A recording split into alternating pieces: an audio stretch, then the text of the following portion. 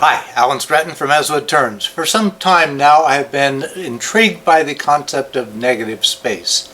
And so for this project I'll make another stab at utilizing negative space, and in this case rustic wood. This is apple that came from my yard, cut it off a couple years ago and said, well, can I use it for a negative space application? In this case, slices configured around a central base, the mortise here on the back so that I can actually put it on the lathe.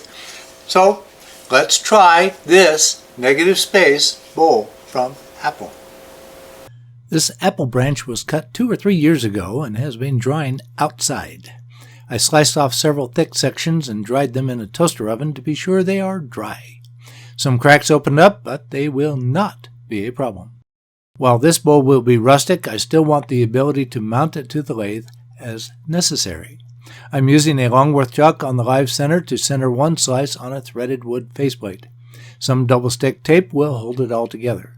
Then face off what will become the bottom. Then cut a mortise to fit my chuck jaws.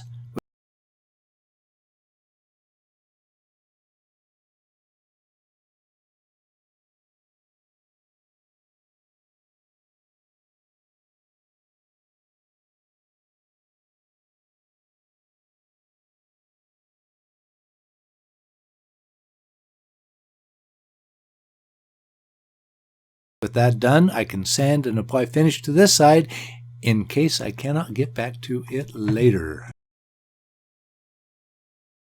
With a spare segment ring providing consistent elevation, I apply small dots of UV resin. In practice, I apply a small dot and hit it with UV light before it runs off. Then move to the next joint. Essentially, I am tack welding the discs together. From this side, the joint is very tight and I cannot put enough resin to be confident in it holding together. Then let it cure a bit longer. It is storming outside, so the UV puck light will have to do. It takes longer than sunlight. With the slices tacked together, I can apply more UV resin to the backside where the joints are more open.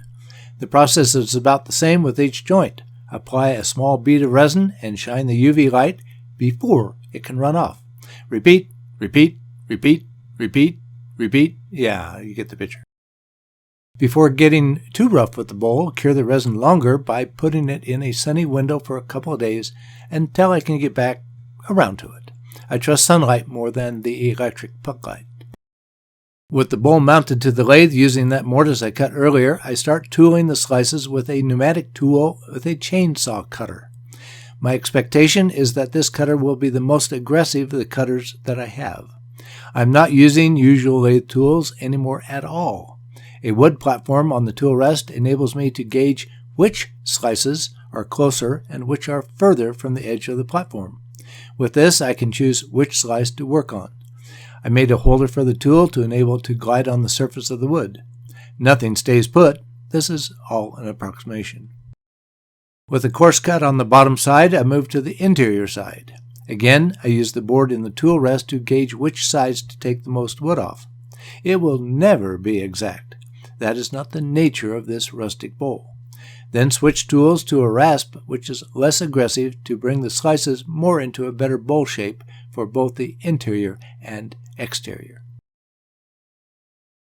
As for sanding, 80 grit sandpaper is my friend.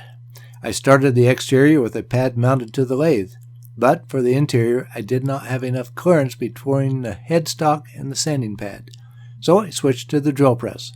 Another benefit is that I can sit down. This is a lot of sanding with more time with 80 grit than all the other grits combined.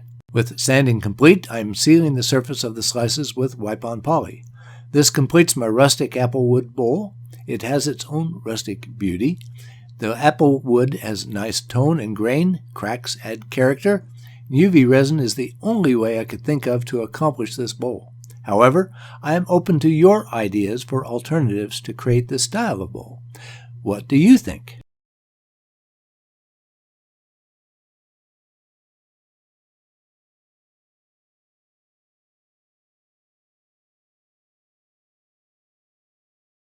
Meanwhile, while you think of your alternative processes, please give this video a thumbs up and subscribe to my website as well as on YouTube.